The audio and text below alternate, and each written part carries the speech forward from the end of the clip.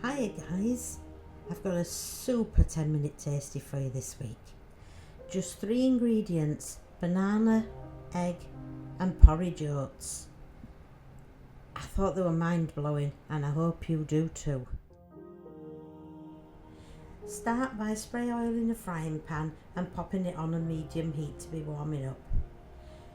Then you want to take a banana, peel it and take about 3/4 of it and pop that into a bowl.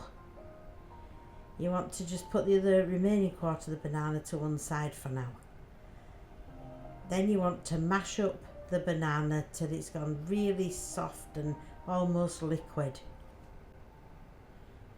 Then you want to take an egg and just crack it in a little bowl and give it a quick beat. And then pour it over the banana mix in the bowl. And then you want to take 2 good heaped spoons of porridge oats and pop this on top of the banana and egg mix in the bowl. Using the fork, give this a really good mix up now. It's important to give it a thorough mix. Next, you want to take your spoon and drop nice sized spoonfuls into your pan. It's better to space them out around the pan than have them squashed up. So if you need to make a lot, probably best to do them in batches.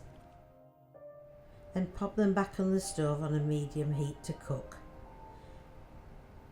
A fruit salad goes lovely with this, and so that's where your remaining bit of banana comes in. You can use any fruits that you have or want with this, but I did notice that bananas and berries went really well with it.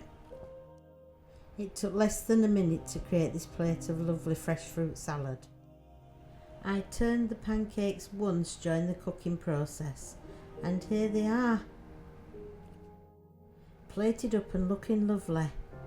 Serving suggestions might be golden syrup, honey, chocolate and hazelnut spread, but also fruit coulis would be nice, or a nice fresh yoghurt if they're being had for breakfast. At least 2 of your 5 a day there, and very filling and satisfying. A great recipe for beginners or even children. Very quick to make, and the mixture is very forgiving. If you make it a little too runny or a little too many oats and quite solid, still they're just as nice to eat. I got 7 little pancakes in the end out of that one mix, so I've layered these between paper so that they can be frozen, and you can use the paper to help pull them separate when you need them. They're dairy free and very economical, so I do hope you give them a go.